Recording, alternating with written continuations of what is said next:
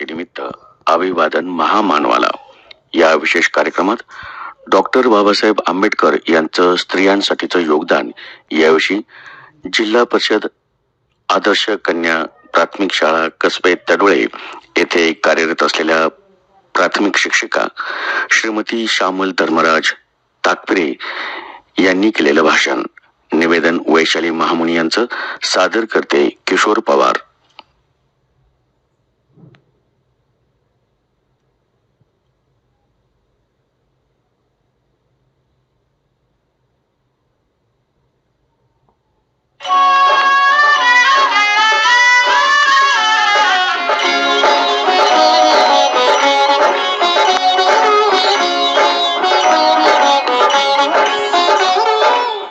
नमस्कार मैत्रिणींनो, सायंकाळी प्रसारित होणाऱ्या खास महिलांसाठीच्या स्वयंसिद्धा या कार्यक्रमात सर्व मैत्रिणींचं मनस्वी स्वागत करते मी वैशाली महामुनी.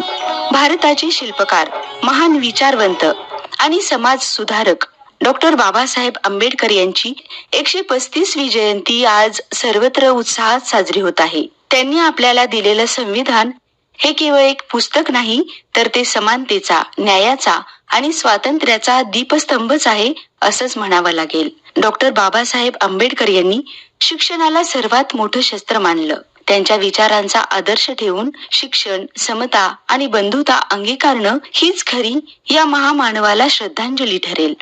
भीमराया घे, भीमराया घे तुझ्या या लेकरांची वंदना. आज घे ओथंबलेल्या अंतरांची वंदना. भीमराया घे तुझ्या या लेकरांची वंदना. आज घे ओथंबलेल्या अंतरांची वंदना. भीमराया घे. त्यांच्या या महान कार्यातील एक अनमोल कार्य म्हणजे महिलांसाठीचं त्यांचं योगदान. आणि मैत्रिणींनो, आजच्या स्वयंसिद्धा या कार्यक्रमात याच त्यांच्या कार्यावर प्रकाशझोत टाकणारं भाषण आपण ऐकणार आहोत. आणि यासाठी आकाशवाणीच्या स्टुडिओमध्ये निमंत्रित आहेत जिल्हा परिषद आदर्श कन्या प्राथमिक शाळा कसबे तडोळे येथे प्राथमिक शिक्षिका म्हणून कार्यरत असलेल्या श्रीमती श्यामल धर्मराज ताकपिरे मॅडम. मॅडम, आकाशवाणीच्या स्टुडिओमध्ये सर्व श्रोत्यांच्या आणि सर्व मैत्रिणींच्या वतीने तुमचे खूप खूप स्वागत. नमस्कार मैत्रिणींनो, मी श्यामल धर्मराज ताकपिरे. माझं शिक्षण MA BEd झालेलं आहे आणि मी जिल्हा परिषद आदर्श कन्या प्राथमिक शाळा कसबे तडोळे या शाळेमध्ये प्राथमिक शिक्षिका म्हणून कार्यरत आहे. उल्लेखनीय बाब म्हणजे कसबे तडोळे या गावामध्ये डॉक्टर बाबासाहेब आंबेडकर आलेले होते आणि त्यांनी जिल्हा परिषद शाळेमध्ये 2 दिवस मुक्काम केलेला आहे. आणि अशा या डॉक्टर बाबासाहेब आंबेडकरांच्या पदस्पर्शाने पावन झालेल्या कसबे तडोळे या भूमीमध्ये मला अध्यापनाचं कार्य करण्याचं सद्भाग्य लाभलेलं आहे. याचा मला सार्थ अभिमान आहे. डॉक्टर बाबासाहेब आंबेडकर यांच्या जयंतीनिमित्त त्यांचे विचार व्यक्त करण्याची संधी मला आज मिळाली, हे माझं सद्भाग्य समजते. तथागत गौतम बुद्ध, संत कबीर व क्रांतीसूर्य महात्मा फुले या तिन्ही गुरूंमुळे विद्या, विनय आणि शील या गुणांनी परिपूर्ण बनलेलं महान व्यक्तिमत्व म्हणजे महामानव डॉक्टर बाबासाहेब आंबेडकर यांची आज आपण 135वी जयंती साजरी करत आहोत. प्रथमतः त्यांच्या प्रेरणादायी विचारांना विनम्र अभिवादन. वंचितांचं, दीनदुबळ्यांचं, गावकुसाबाहेर पशुतुल्य जीवन जगणाऱ्या शोषितांच्या शेतकरी, कष्टकरी, शेतमजूर कामगारांचा कैवारी, दास्य आणि गुलामगिरीत वर्षानुवर्ष खितपत पडलेल्या स्त्रियांना व्यवस्थेच्या जोखडातून मुक्त करून समतेचा सन्मार्ग दाखवणारे युगंतर युगप्रवर्तक, बोधिसत्व, विश्वरत्न, भारतरत्न डॉक्टर बाबासाहेब आंबेडकरांचे स्त्रियांसाठीचे योगदान खूपच अनमोल आहे आणि हे योगदान मी आपणासमोर स्पष्ट करणार आहे. बाबासाहेब एका ठिकाणी असं म्हणतात की जो समाज आपला इतिहास विसरतो तो समाज नवीन इतिहास निर्माण करू शकत नाही. त्यामुळे स्त्रियांसाठी बाबासाहेबांनी केलेलं योगदान जाणून घ्यायचं असेल तर इतिहासाची उजळणी नक्कीच आवश्यक ठरते. डॉक्टर बाबासाहेब आंबेडकर आणि महात्मा ज्योतिबा फुले यांनीच प्रथम स्त्रियांना माणूस म्हणून जगण्याचा अधिकार व सन्मानही दिला आहे. कारण या अगोदरची परिस्थिती अतिशय वाईट होती. आपण जर पूर्ववैदिक कालखंडाचा विचार केला तर त्यामध्ये स्त्रियांना पुरुषाच्या बरोबरीनं स्थान होतं. स्त्रियांना सुद्धा 16 संस्कार केले जायचे. स्वयंवरामधून वर निवडण्याचा अधिकार, शिक्षणाचा अधिकारही स्त्रियांना होता. उपाली, माद्री व लोकमुद्रा यासारख्या विद्वान स्त्रिया सुद्धा याच वैदिक कालखंडामध्ये होऊन गेल्या. पूर्ववैदिक कालखंडामध्ये स्त्रियांना एवढे मानाचे स्थान असून असं अचानक काय झालं की तिचे अधिकार नाकारले गेले व तिला गुलाम केलं गेलं? याचाही विचार आपणास नक्कीच करावा लागेल. याचे उत्तर एकच की उत्तर वैदिक कालखंडामध्ये मनुस्मृतीच्या एका फटकाऱ्याने स्त्रियांचे सर्व अधिकार काढून घेतले. अनेक जाती, रूढी, परंपरा सुरू झाल्या आणि त्यामुळं स्त्री जीवन कोमेजून गेलं. यत्र नार्यस्तु पूजन्ते रमन्ते तत्र देवता. म्हणजेच ज्या ठिकाणी स्त्रियांची पूजा केली जाते त्या ठिकाणी देवांचा वास असतो. असा स्त्रियांचा गौरव करणारी संस्कृती प्रत्यक्षात मात्र शूद्रावर नारी ताडणके अधिकारी असं म्हणते. असा दुटप्पीपणा आपणास या संस्कृतीमध्ये पाहायला मिळतो. अशा मनुस्मृतीमध्ये अनेक चालीरीती, प्रथा, रूढी, परंपरा होत्या आणि त्यांनी स्त्रियांना गुलाम केलं होतं. भारतीय परंपरेने स्त्रीला कायमच जोखडात ठेवलं होतं. कारण मुलगी जन्मल्यावर ती बापाच्या धाकात, लग्न झाल्यावर नवऱ्याच्या धाकात व म्हातारपणी ती मुलाच्या धाकात राहावी अशी व्यवस्था मनुस्मृतीने करून ठेवली होती. तिला सर्व बाजूनी बंधने होती. तिला स्वतःचं स्वतंत्र अस्तित्व नव्हतंच मुळी. आणि अशा काळामध्ये नवरा मेल्यावर त्याची बायको सती जाते तर एखाद्या पुरुषाची बायको मेल्यावर तो पुरुष सता का जात नाही असा प्रश्न विचारणारे महात्मा फुले हे एकमेव पुरुष होते. शिक्षणाचे महत्व त्यांनी जाणले होते. म्हणूनच ते म्हणतात, विद्येविना मती गेली, मतीविना नीती गेली, नीतीविना गती गेली, गतीविना वित्त गेले, वित्ताविना शूद्र खचले आणि इतके अनर्थ एका अविद्येने केले. म्हणूनच स्त्रियांना त्या दलदलीतून बाहेर काढण्याचं काम हे महात्मा फुले व सावित्रीबाई फुले यांनी केलेलं आहे. 1848 मध्ये मुलींची पहिली शाळा काढून परिवर्तनाचं एक विश्व त्यांच्या समोर निर्माण केलेलं आहे. असं म्हणतात ना की ज्ञानदेवे रचेला पाया, ज्ञानदेवे रचेला पाया तुका झालासे कळस या उक्तीप्रमाणे महात्मा फुले यांनी शिक्षणाचा पाया रचला. त्याला कळस चढवण्याचं काम मात्र डॉक्टर बाबासाहेब आंबेडकरांनी केलं. सुभेदार रामजी व भीमाबाई यांच्या पोटी 14वे रत्न 14 एप्रिल 1891 साली बाबासाहेबांच्या रूपानं जन्मले आणि दलित, अस्पृश्य व स्त्रियांच्या जीवनात सोनियाची सकाळ उगवली असेच म्हणावे लागेल. डॉक्टर बाबासाहेब आंबेडकरांच्या विचारांचा भर हा महिलांचे प्रश्न, त्यांचे शिक्षण विषयक हक्क, महिलांचा राजकीय प्रक्रियेत सहभाग, मालमत्ता अधिकार यावरच होता. महिलांना समाजाने दिलेलं दुय्यम स्थान हे समाजाच्या विकासातील अडथळा आहे असंच त्यांना वाटत होतं. त्यामुळे त्यांनी आपली पत्नी रमाबाई आंबेडकर यांच्या अध्यक्षतेखाली मुंबई येथे जानेवारी 1928 मध्ये महिला असोसिएशनची स्थापना केली होती. त्याचा परिणाम म्हणून 1930 मध्ये काळाराम मंदिर सत्याग्रहामध्ये 500 महिला सहभागी झाल्या होत्या. महिला सक्षमीकरणासाठी डॉक्टर बाबासाहेब आंबेडकरांनी अनेक सभा घेतल्या. त्यांच्या महिला सशक्तीकरणाचा परिणाम म्हणजे 1931 मध्ये झालेल्या पत्रकार परिषदेमध्ये राधाबाई वडाळे यांच्या भाषणात पाहायला मिळतो. कारण ते असं म्हणतात की पान उतारा पूर्ण जीवन जगण्यापेक्षा 100 वेळा मरण चांगलं. आम्ही आमच्या या जीवनाची आहुती देऊ पण आम्ही स्वतःसाठी आमचे हक्क मिळवूनच राहू. इथे महिला आदर, स्वाभिमान, ठाम निर्धार अशा या महिला सक्षमीकरणाचे सारे श्रेय डॉक्टर बाबासाहेब आंबेडकरांना जाते. एकदा 3000 महिलांच्या सभेत डॉक्टर बाबासाहेब आंबेडकर म्हणाले होते की समाजाच्या प्रगतीचे मोजमाप हे त्या समाजाच्या महिलांच्या प्रगतीवर अवलंबून असते. त्यामुळे स्त्रियांनी आपली प्रगती करणं आवश्यक आहे. आणि यानंतर स्वतंत्र भारताचे मजूर मंत्री असताना सुद्धा त्यांनी स्त्रियांसाठी अनेक निर्णय स्त्रियांच्या बाजूने घेऊन त्यांची अंमलबजावणीही केलेली दिसते. मजूर मंत्री असतानाचं एक उदाहरण मला तुम्हाला सांगावंसं वाटतंय. मजूर मंत्री असताना डॉक्टर बाबासाहेब आंबेडकर कोळशाच्या खाणीला भेट द्यायला गेले होते आणि तिथलं कामकाज ते पाहत होते. कोळशाची जी खाण असते ती खाण खूप खोल असते आणि त्याच्यामध्ये बाबासाहेब उतरले आणि त्यावेळेस तिथं एक गरोदर महिला त्यांना काम करताना दिसली आणि दिसल्यानंतर त्यांना स्वतःला डॉक्टर बाबासाहेब आंबेडकरांना स्वतःला श्वास घ्यायला त्रास होत होता त्या खाणीमध्ये आणि ती महिला त्या ठिकाणी काम करत होती. त्यावेळेस त्यांच्या लक्षात आलं की आपल्याला इथं खाणीमध्ये खूप त्रास होतोय श्वास घ्यायला तर त्या महिलेला किती त्रास होत असेल. आणि त्याच वेळी तिथं एक कायदा मंजूर करण्यात आला आणि तो कायदा म्हणजे स्त्रियांना प्रसूतीपूर्व 4 आठवडे रजा आणि प्रसूतीनंतर 10 आठवडे रजा आणि आता सध्या आपण ती 6 महिने रजा उपभोगतो आणि आता नवीन GR नुसार तर 1 वर्षाची रजा सर्व महिलांसाठी दिलेले बाबासाहेबांनी ओवाळणी आहे असं आपल्याला म्हणता येईल. त्याचबरोबर त्यांनी कोळसा खाणीत काम करणाऱ्या स्त्रियांना पुरुषा इतकीच मजुरी मान्य केलेली आहे. कष्टकरी नोकरदार स्त्रियांसाठी 21 दिवसाची रजा, 1 महिन्याची हक्काची रजा, त्यानंतर 20 वर्ष सेवा झाल्यावर निवृत्ती वेतनाची तरतूद सुद्धा डॉक्टर बाबासाहेब आंबेडकरांनी करून ठेवलेली आहे. बहुपत्नीत्व प्रथेला पायाबंद सुद्धा घातलेला आहे. यासारख्या अनेक महत्वाच्या निर्णयाचा उल्लेखही आपणास या ठिकाणी नक्कीच करावा लागेल. यानंतर खूप महत्वाचा हक्क डॉक्टर बाबासाहेब आंबेडकरांनी महिलांना दिलेला आहे तो म्हणजे मतदानाचा हक्क.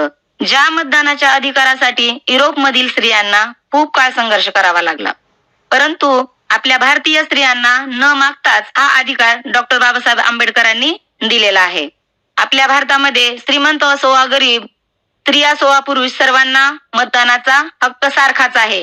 एक व्यक्ती एक मतदान असाच आपला संविधानाने दिलेला मतदानाचा अधिकार आपल्याला या ठिकाणी सांगता येईल. त्याचबरोबर हिंदू कोड बिलामार्फत बाबासाहेबांनी स्त्रियांच्या जीवनात सोनेरी पहाट आणली असं म्हटलं तर वावगं ठरणार नाही. कारण मनुस्मृतीमध्ये मनूने केवळ स्त्रियांचाच अवमान केला नाही तर त्यांची गुलाम म्हणून मानहानी सुद्धा केलेली आहे. त्यांची बुद्धिमत्ता नाकारली गेली, त्यांचे शिक्षण आणि मालमत्तेचे अधिकार सुद्धा फेटाळले गेले आणि म्हणूनच कायदेमंत्री असताना बाबासाहेबांनी मनूने बनवलेल्या हिंदू सामाजिक कायद्याची हेररचना करून महिलांना रूढ गुलामगिरीतून मुक्त करणे आपले कर्तव्य समजले. त्यांनी पुढाकार घेऊन हिंदू कोड बिलाचा मसुदा तयार केला. याला जवळजवळ 4 वर्ष 1 महिना आणि 26 दिवस लागलेले आहेत. संसदेत सादर केलेल्या या हिंदू कोड बिलामध्ये महिलांचा मालमत्ता अधिकार, मालमत्ता हक्क, मालमत्ता नियुक्ती, वारसा हक्क, दत्तक घेण्याचा अधिकार, घटस्फोट घेण्याचा अधिकार, लग्न संबंधातील स्त्री पुरुष समानता या महिलांच्या समस्यांचा ठळक उल्लेख केलेला आहे. हिंदू कोड बिल सर्व कायदेशीर बाबतीमध्ये पुरुष व स्त्रियांना एक समान स्तरावर नेते. हिंदू कोड बिल आधुनिक भारतातील सर्वात बलाढ्य कायदा होता. यातील कायदे मंजूर होणे हे कायद्याच्या इतिहासातील क्रांतिकारी घटना होय, ज्यामुळे कायद्याने स्त्री पुरुषांच्या दर्जात समानता प्रस्थापित केलेली आहे. आणि एवढं मोठं कार्य सर्व स्त्रियांसाठी डॉक्टर बाबासाहेब आंबेडकरांनी केलेलं आहे. त्याचबरोबर बाबासाहेबांनी आपल्या चळवळीमध्ये स्त्रियांचा सक्रिय सहभाग करून घेतलेला आहे. रमाबाईंना पण त्यांनी चळवळीमध्ये येण्यास प्रोत्साहन दिले आणि यामुळेच 1927च्या महाड सत्याग्रहामध्ये, 1930च्या काळाराम मंदिर सत्याग्रहामध्ये, 1942च्या नागपूरमधील महिला परिषदेमध्ये सुद्धा स्त्रिया मोठ्या संख्येने सहभागी झाल्या होत्या. सामाजिक विषमता, शोषण दूर करण्यासाठी महिलांचा सक्रिय सहभाग महत्वाचा आहे. स्त्रियांनी आपले हक्क मिळवण्यासाठी पुढे यायला हवं हा विचार डॉक्टर बाबासाहेब आंबेडकरांनी मांडला. त्यांचा महिलांकडे पाहण्याचा दृष्टिकोन हा मानवतावादी होता. याचबरोबर सर्वच महिलांसाठी त्यांनी कार्य केलेलं आहे. बराच वेळा बाबासाहेबांवर हिंदू विरोधी म्हणून टीका झालेल्या आहेत, परंतु त्यांचा विचार फक्त एका समूहापर्यंत मर्यादित नसून तो संपूर्ण मानवजातीसाठी उपयोगी आहे. त्यांनी हिंदूंसोबत मुस्लिम महिलांच्या हक्काबाबत सुद्धा आपले विचार मांडलेले आहेत. त्यासोबत त्यांनी समान नागरी कायद्यासाठी प्रयत्न सुद्धा केलेले आहेत. एकापेक्षा अधिक स्त्रियांशी विवाह करायला प्रतिबंध केलेला आहे. कायद्याने यासाठी शिक्षेची तरतूद सुद्धा केलेली आहे. म्हणूनच सर्वच महिलांसाठी डॉक्टर बाबासाहेब आंबेडकरांचं योगदान खूपच महत्वाचं आहे. महिलांचे आरोग्य व विकास यावर सुद्धा त्यांनी बरंच कार्य केलेलं आहे. महिलांचा विकास जर करायचा असेल तर शिक्षण हा सर्वात महत्वाचा घटक आहे आणि एक मुलगी जर शिकली तर संपूर्ण कुटुंबाचा विकास होतो. मुली शिकल्या तर विषमता व सामाजिक अन्यायाविरुद्ध आवाज उठू शकतील असं डॉक्टर बाबासाहेब आंबेडकरांचं मत होतं. महिलांच्या आरोग्यासाठी महत्वाचा असलेला विषय म्हणजे प्रजनन व संतती नियमन. यातही बाबासाहेबांचे योगदान मोलाचे आहे. त्यांच्या मते प्रजनन वृद्धीमुळे माता व बालक दोघांच्याही आरोग्यावर दुष्परिणाम होतो. प्रजननाबाबतचा निर्णय महिलांकडे असावा असं त्यांचं स्पष्ट मत होतं. त्यामुळे संतती नियमन, कुटुंब नियोजन हे महिलांसाठी वरदान आहे असं त्यांचं मत होते. त्याचबरोबर आपल्या लेखणीतूनही महिलांसाठी लेखन बाबासाहेबांनी केलेलं आहे. बहिष्कृत भारत व मूक नायक यामध्ये त्यांनी महिलांसाठी लेखन केलेलं आहे. बाबासाहेबांनी आपल्या भाषणासोबतच आपल्या लेखणीचा सुद्धा वापर महिला जागृतीसाठी इथं केलेला आपल्याला दिसतो. त्याचाच परिणाम म्हणून ताराबाई बनसोडे या महिलेने चोखा मेळा हे वर्तमानपत्र सुरू केले व समाजातील अनिष्ट प्रथावर घाला घालण्याचं काम सुद्धा यातूनही केलेलं आहे. बाबासाहेबांचे स्त्रियांसाठीचे योगदान यातून आपल्याला दिसते. त्याचबरोबर विचारांना आचाराची जोड देणारे डॉक्टर बाबासाहेब आपल्याला पाहायला मिळतात. कारण विचाराला आचाराची जोड दिल्याशिवाय विचार कृतीत उतरत नसतो, नाहीतर तो तकलादू ठरत असतो. बाबासाहेबांचे शिक्षणाविषयीचे नितांत प्रेम जगत विख्यात आहे, म्हणूनच त्यांना सिम्बॉल ऑफ नॉलेज असंही म्हणतात. तोच विचारांचा धागा रमाईतही किती रुजला होता याचं एक ज्वलंत उदाहरण मी तुम्हाला सांगते. रमाई खूप आजारी होत्या आणि आजारानं उग्र रूप धारण केलेलं होतं आणि डॉक्टरांनी त्यांना हवापालट करण्याचा सल्ला दिला होता आणि त्यामुळं बाबासाहेबांनी आपले सहकारी वराळे यांच्याकडं धारवाडला रमाईंना पाठवलेलं होतं. वराळे हे मुलांचे वसतिगृह त्या ठिकाणी चालवत होते आणि वराळे मास्तरांकडे पैशाची आर्थिक चणचण भासत होती. एके दिवशी काय झालं तर वसतिगृहातील मुलांना द्यायला अन्नाचा एकही कण नव्हता आणि ही गोष्ट माता रमाईच्या लक्षात आली. रमाबाईंनी आपल्या हातातील सोन्याच्या बांगड्या काढल्या व वराळे मास्तरांच्या हातात ठेवल्या आणि म्हणाल्या, जा मुलांच्या जेवणाची सोय करा. यातून शिकणाऱ्या मुलांसाठी झटणाऱ्या माता रमाई या बाबासाहेबांच्या अर्धांगिनी खरंच शोभतात. चूल आणि मूल एवढेच जिचे क्षेत्र आहे अशा बुरसटलेल्या मानसिकतेतून बाहेर पडा असा संदेश महात्मा फुलेंनी मांडला आणि तो बाबासाहेबांनी संविधानाच्या माध्यमातून लागू केला. त्याचा चांगला परिणाम आपण पाहतच आहोत. सर्व क्षेत्रामध्ये स्त्रियांनी घेतलेली गगनभरारी ही मानवाला अचंबितच करणारी गोष्ट आहे. डॉक्टर बाबासाहेब आंबेडकरांनी स्त्रियांसाठीचे जे योगदान दिलेले आहे सर्व भारतीय महिलांवर उपकाराचं कर्ज केलेलं आहे आणि त्याचं व्याजही मरेपर्यंत न फिटणारे आहे. त्यांचे अनंत उपकार भारतीय स्त्रीवर आहेत आणि यासाठी ती बाबासाहेबांची सदैव ऋणी असेल. म्हणूनच मला वाटतं की या मातीमोल देहाचे बाबा तुम्ही चंदन केले, या मातीमोल देहाचे बाबा तुम्ही चंदन केले, म्हणूनच बाबा तुम्हाला साऱ्या जगाने वंदन केले, म्हणूनच बाबा तुम्हाला साऱ्या जगाने वंदन केले. तुम्ही दाता झालात, तुम्ही देता झालात, तुम्ही दाता झालात, तुम्ही देता झालात, म्हणूनच बाबा तुम्ही साऱ्या जगाचे नेता झालात, तुम्ही साऱ्या जगाचे नेता झालात. तुमच्याच मुळे आला भाव या चंदना, तुमच्याच मुळे आला भाव या चंदना, म्हणूनच हे महामानवा आम्हा स्त्रियांची तुम्हा मानवंदना, आम्हा स्त्रियांची तुम्हा मानवंदना. आणि ही मानवंदना सर्व स्त्रियांकडून देण्यासाठी मी माझी स्वरचित कविता आज तुमच्या समोर सादर करत आहे. कवितेचं नाव आहे डॉक्टर बाबासाहेब आंबेडकरांचे महिलांसाठीचे योगदान. खरंच अस्तित्वाच्या माझा महामेरू तू, खरंच अस्तित्वाच्या माझा महामेरू तू, अधिकारांनी मला समृद्ध करणारा पिताही तू, अधिकारांनी मला समृद्ध करणारा पिताही तू, कायद्याच्या संरक्षणाचे कवच देणारा संविधानही तू, स्वातंत्र्य समता व बंधुता याची शिकवण देणारी त्रिसूत्रीही तू, त्रिसूत्रीही तू, मनुस्मृतीच्या अंधकारातून बाहेर काढणारा प्रकाश किरणही तू, मनुस्मृतीच्या अंधकारातून बाहेर काढणारा प्रकाश किरणही तू, हिंदू कोडबिलामार्फत स्त्रियांच्या जीवनात नवी पहाट आणणारा पर्वही तू, नवी पहाट आणणारा पर्वही तू, बहिष्कृत भारत या लेखनीने आमच्यासाठी प्रहार करणारा युगंधरही तू, प्रहार करणारा युगंधरही तू, व्यवस्थेच्या जखडातून आम्हाला मुक्त करणारा क्रांतीसूर्यही तू, आम्हाला मुक्त करणारा क्रांतीसूर्यही तू, सामाजिक जाणीवा नेणिवा यात सामावून घेणारा रेशीम धागाही तू, सामाजिक जाणीवा नेणिवा यात सामावून घेणारा रेशीम धागाही तू, ज्ञानाने अंधश्रद्धा नष्ट होते, ज्ञानाने अंधश्रद्धा नष्ट होते हे सांगणारा विज्ञानही तू, हे सांगणारा विज्ञानही तू, आमची हरेक चळवळ, आमची हरेक चळवळ पूर्णत्वास नेणारा जागृत नायकही तू, जागृत नायकही तू, आमचे मूलभूत हक्क व आरोग्यासाठी झटणारा निष्णात वैद्यही तू, आमचे मूलभूत हक्क व आरोग्य यासाठी झगडणारा निष्णात वैद्यही तू, निष्णात वैद्यही तू, आणि दया शांती करुणा व अहिंसेची शिकवण देणारा बोधिसत्वही तू, बोधिसत्वही तू, बोधिसत्वही तू.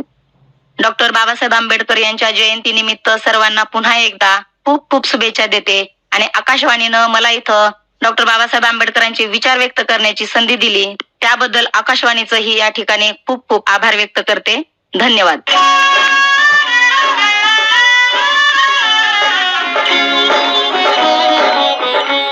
श्रोते हो, डॉक्टर बाबासाहेब आंबेडकर यांच्या 35व्या जयंतीनिमित्त सर्वांना हार्दिक शुभेच्छा आणि या महामानवाला त्रिवार अभिवादन. भेटूयात पुढील कार्यक्रमात. तोपर्यंत मी वैशाली आपला निरोप घेते. नमस्कार.